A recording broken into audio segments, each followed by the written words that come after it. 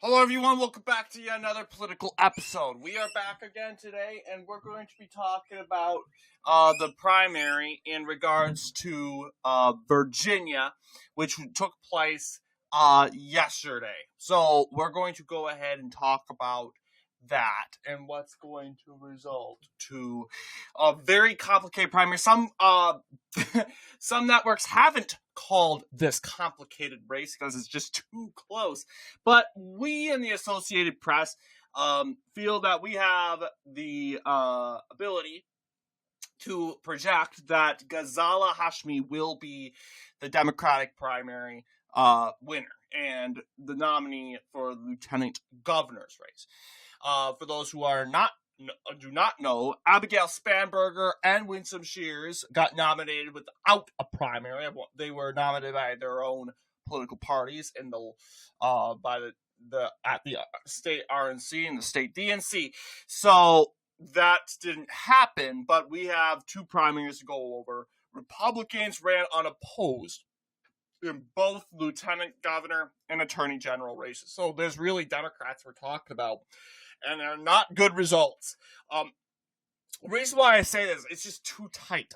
Honestly, you have Ghazala Hashmi winning this election, and she only obtained 27% of the popular vote. There's a reason why they're so split, because honestly, all of them are so far left. I've watched the one and only Democratic primary debate for this said office, and all of them seemed very unhinged, except for, well, Hashmi was also unhinged. But she was your average DC insider Democrat, and although she is an insider of Richmond, or in the said state legislature in Virginia, and she's of course a state senator, but she was also going against a bunch of far left radicals, which of course, looking at all these said, you do have to understand, all of them are race hustlers, by the way. Levar Stoney wants to take down Confederate statues.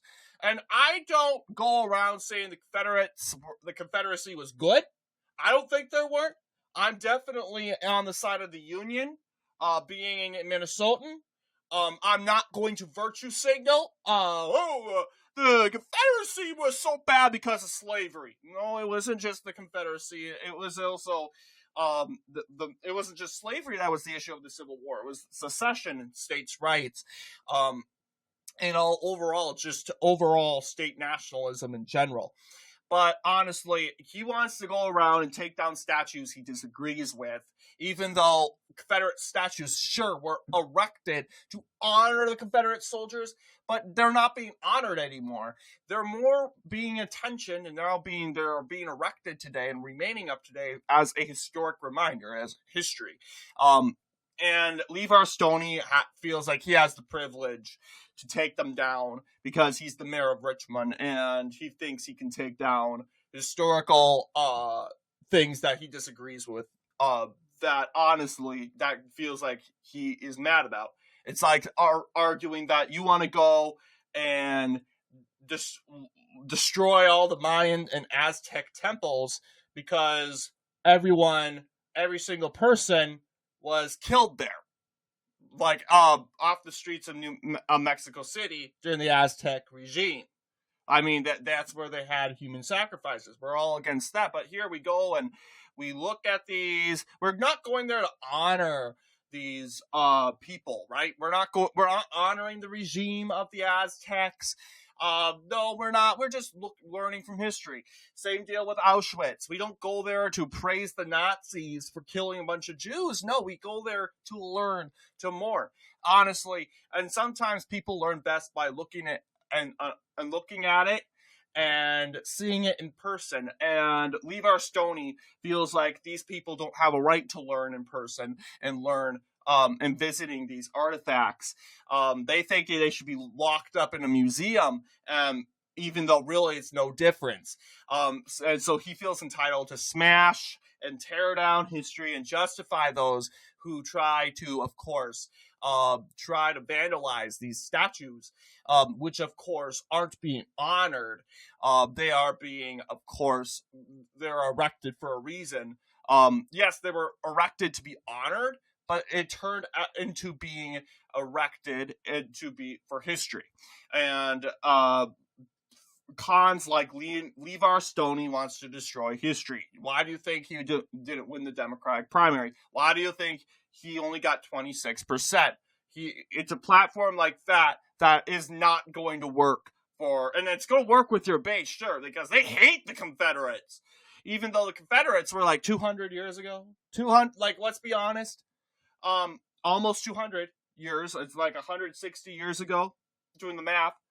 But you also got far leftists like Alexander Bastani. He ran on a very socialist far left platform, and there's a reason why he only got 5.69% run. And you'll be like, oh, well, he won 2 Trump plus 80 counties. Why do you think? Well, then again, the Democrats there, they can't stand Trump, and I would imagine being around, of course, the conservatism would just make them go extremely unhinged, go so far to the left to vote for Alexander Bastani, who is a very, very, very extreme leftist. I would have liked to see him win the primary, honestly. He is very racist. He says a lot of things against white people. So honestly, when you go and attack white people in general, don't expect white people to vote for you. Unless you go and vote for the white NPCs will go and vote for you. But there's also Victor Salgado. Salgado didn't win anything. He didn't take anything home. So Levar Stoney came in second. He was leading in the polls. And the polls were not in his favor, although it was too close. But there was also Aaron Ruse, who I want to believe, you got to learn a lot of these people. Yes, he picked up mainly in the Virginia Beach area because I want to believe he was born and raised in Virginia Beach. I want to believe this guy witnessed a shooting. I remember something like him of this guy. I don't know what happened. He very impactful story he shared in the debate, but I think that's that guy. He was born in a very poor family, but yes, he came from he obviously comes from this area, Virginia Beach and Chesapeake. He's gaining from this area, and of course, that's giving him 26%. Not yet alone. These areas over here, these counties, it really does depend on who shows up. But let's just go over them one by one on the counties they did best in. No surprise, well, kind of a surprise. Richmond was actually Hashmi's best performing city, despite Stoney being the mayor of Richmond. 58%. Apparently, I don't know. Yeah, apparently Stoney must be just so bad of a mayor, they can't even back Stoney. I mean, in the New Jersey primary, people of Newark happily backed Baraka. But when it comes to this city of Richmond, they can't even back their own mayor for the said. And it happens to be the worst, like, Hashmi's and his opponent's best performing county / city, or / county / city in her performance. So that's very bad, very devastating for Stoney if you have to take that home. And then you have to kind of, that's why I'm like wondering, why aren't you calling this race? Because if Stoney can't even win in his own city, it's very likely that he's not going to win this primary. He's winning, Hashmi's winning in the right areas. That Richmond area, she's carrying Fairfax. It looks like she's going to win it. It's tight, but it looks like she's going to win it. And also other college areas, you'll see Roanoke. She's carrying that. She's carrying also Montgomery County. So she's carrying the right counties along with Chesterfield and Henrico County, Hanover, all these suburban for Democrat strongholds around Richmond. She's carrying those. And I would be like, okay, why aren't you calling this? It's quite obvious she's the winner. And the Associated Press and the New York Times, they've called this race for Hashmi. But her best performing county is Richmond City. Now, Stoney did his better performance in Greensville. He doesn't come from Greensville. Maybe that was his place of birth or something like that. You kind of look at the pattern here, because let's see.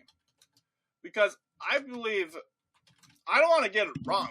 What if I got it wrong? I do believe Stoney is the mayor of Richmond. I literally quite heard it all the time. But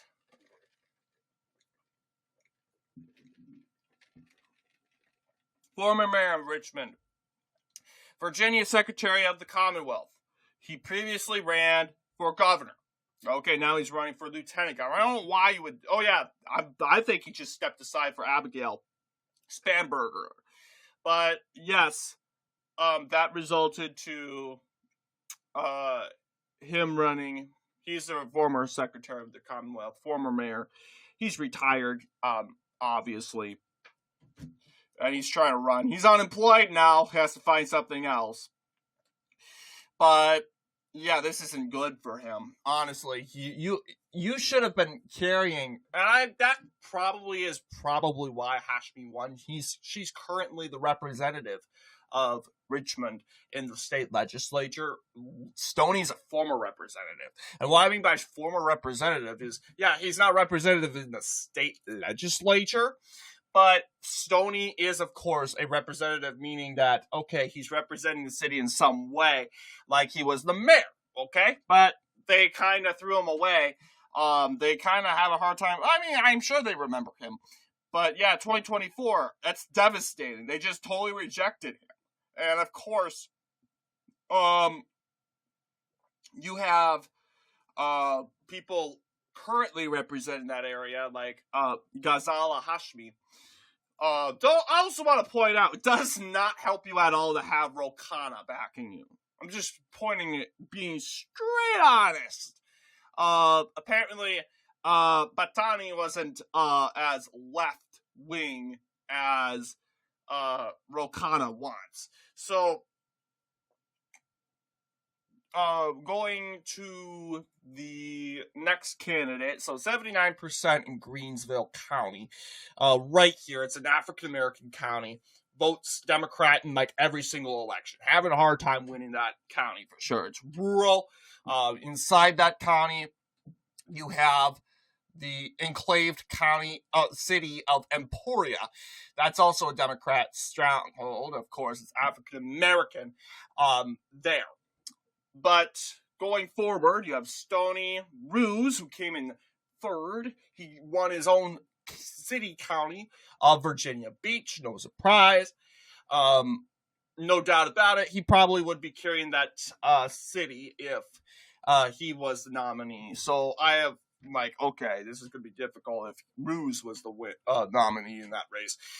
But yes, Aaron Ruse, 26.34%. You have Babur Latif. Latif can't show. These are the top three. I want to believe Latif carried it too. Well, I mean one, just one, and he carries Prince William County. I want to believe he comes from that county also.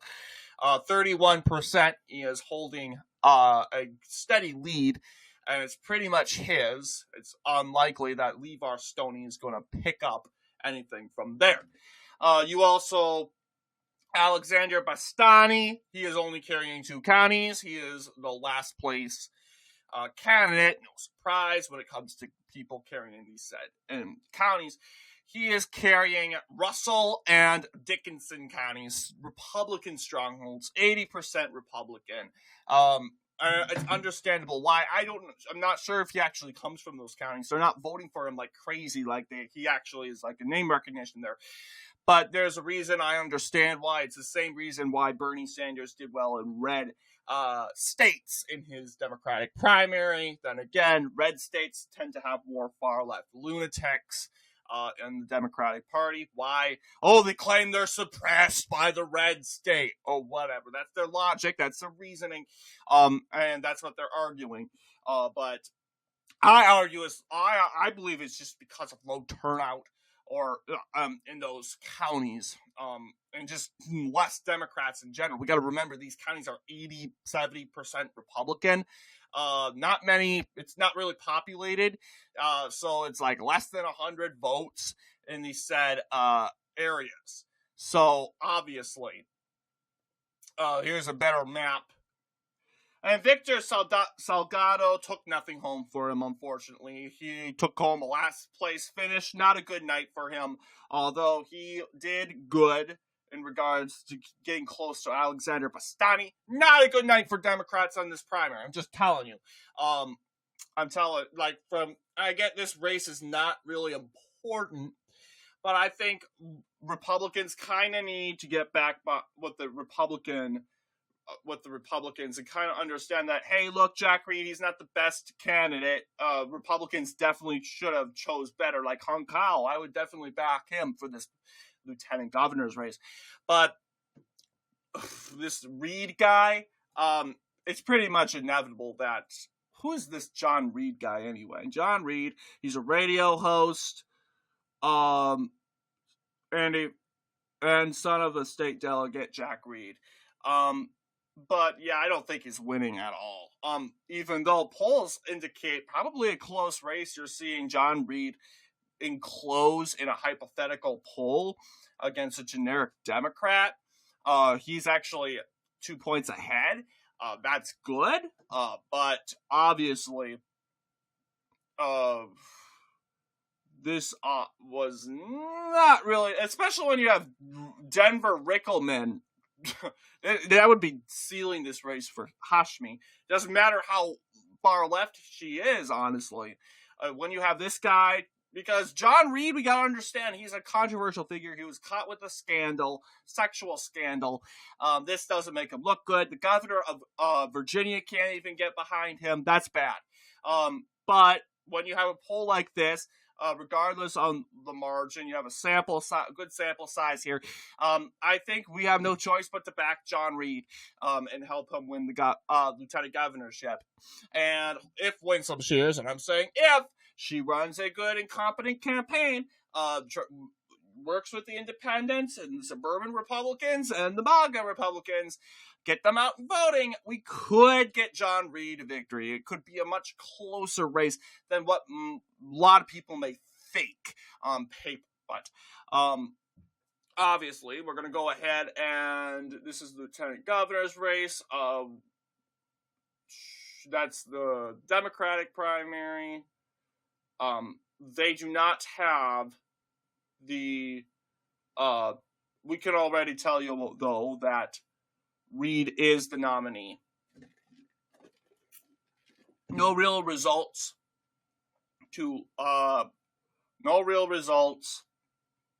when it comes to this said election, because obviously he's running unopposed. They're not going to throw results out.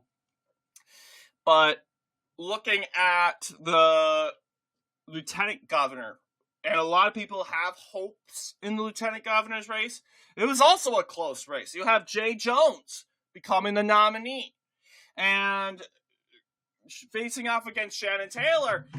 And this race was pretty close on paper. Let's see here. You have a somewhat popular Jason Mayores. He has been caught with some bad polls in regards to approval, but I do think he can pull it off, especially when you have this guy named Jay Jones, who I don't think has good name recognition. Who's Jay Jones? He's a former Washington, D.C. Assistant Attorney General. Yeah, he has some qualifications, but obviously looking at polls, it's somewhat tight. This poll does show that, yeah, there are voters that are interested in voting for Jason Miyares, despite some bad polling back in 2022.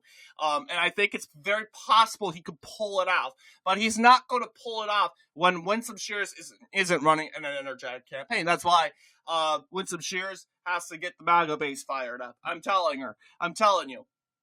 And it looks like here that Shannon Taylor actually was trouncing, actually at a point by 10 points in a poll from March.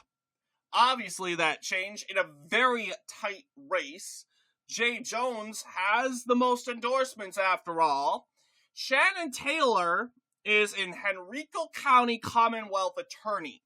So, in regards to the reason why, Henrico is one of the best counties Shannon Taylor did her best in. So this was a good cocktail for her, but obviously you have Jay Jones, and the best area he performed in is going to be Southampton County, and that's going to be in these areas. So Southampton County, it's like rural areas.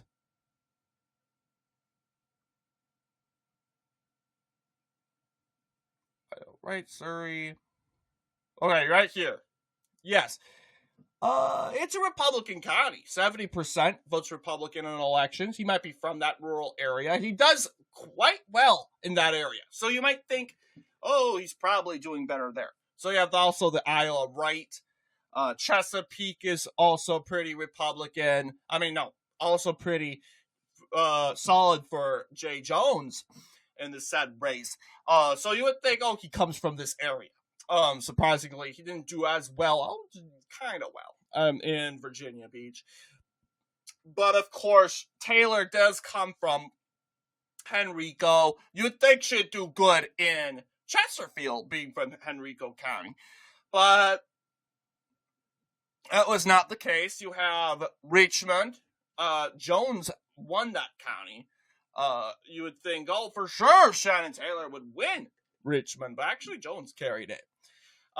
You would think, it was a tight race. You have Shannon Taylor winning in Fairfax County, which is pretty populated, but then again, Arlington and Alexandria. Alexandria was for Taylor. Arlington is 52% for Jones, but it was a close and compatible tight race all together. Not as close as that lieutenant governor's race, though. So, looking at that said result, pretty interesting. The result for Taylor, 65% for Lee. And you'd think, what about Henrico? Henrico should be solid for her, but Henrico couldn't even back Taylor as much as Jones. So this is quite interesting. But you got 65% in Lee County, which Lee County is right here, 65%, so far away. And I'm guessing it's higher because of the turnout. It's not as high. It's also in the very heavily Republican west of the said state. You would, then again, not many Democrats there, which would mean that very good percentage-wise for margin. But anyway, that is the said result. No surprise when it comes to the primary for the Republicans. Jason Miyares is the nominee, claiming and solidifying a solid win. But anyway, I think we covered everything. We just had two primaries, mostly Democrats. But anyway, what do you guys think in regards to this video? And we ought to try to win Virginia. I mean, it would be stupid if we didn't try and just go into put everything we can in New Jersey. Well, yeah, but we're also in it to win it in other places also, like in Virginia. We need to try to keep the governor's mansion. We also need to try to keep the lieutenant governor's mansion and the attorney general's office. We need to try to do that. There's no reason why we can't. No reason. But anyway, let me know down below what you guys think, and I'll see you all in the next political episode.